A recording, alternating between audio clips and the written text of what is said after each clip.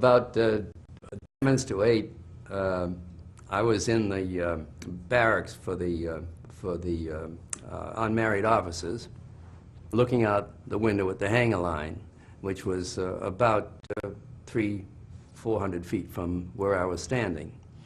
And I noticed a aircraft dive down over the hangar and pull up very sharply, and an object drop from this plane.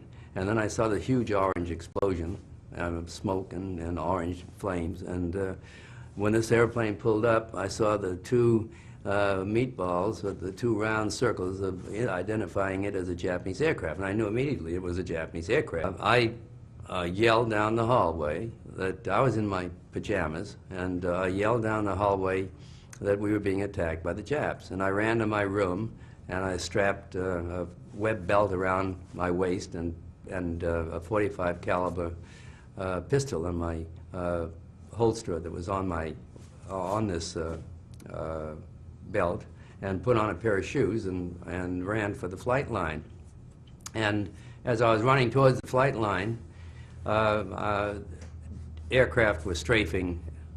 I thought they were strafing and trying to shoot at me because I could hear these bullets whistling by me. I'm sure that they had far more serious objectives than hitting this lone guy running along down towards the flight line. Because as I was running down towards the flight line, I saw the airplanes were in wingtip to wingtip lined up, and the Japs had started to bomb and strafe the aircraft at the end of the line, and each airplane was exploding and igniting the one next to it because they were so close together.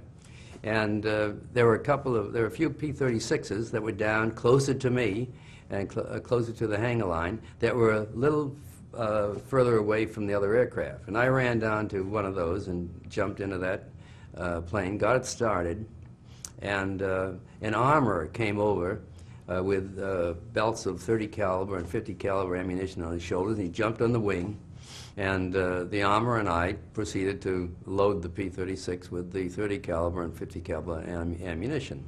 As we assembled 4 aircraft, Lou Sanders, the squadron commander, and Gordon Sterling, and John Thacker, and myself. We all had done exactly the same thing that I described myself as doing shortly after being airborne, to go to Bellows Field. And we were climbing and trying to get over in that direction as quickly as possible. And as soon as we topped the clouds, between 9,000 and 10,000 feet, we had instructions to go to Kaneohe Bay. So which was more or less on the way to Bellows Field anyway, in the same general direction. And when we got to Kaneohe Bay, we saw that it was under attack. And we saw about 8 aircraft that were over land, making a turn, preparing to make another attack on Kaneohe Bay. And we dove down and were going to jump these aircraft, in other words, attack them, and we intercepted them at about 6,500 feet. This one airplane came by from my right side to the left, and as he came by, as I saw him starting to come, I led him with my 50 caliber and let the handle slide home, and it started firing all by itself. And I could see the bullets stitching the fuselage and from the engine aft, and he caught in fire and peeled down. And just at that same time, this other Japanese aircraft tried to ram me. I was convinced that he was trying to ram me, and I pulled up very sharply to my right. And as I pulled up to my right, my airplane shutted, and my canopy blew off, and I lost control of the plane momentarily. This painting that is shown here shows my combat, and actually it shows the time that I was hit. As you can see, the bullet holes are in the airplane here. The tail wheel is being shot off. My canopy is shattered.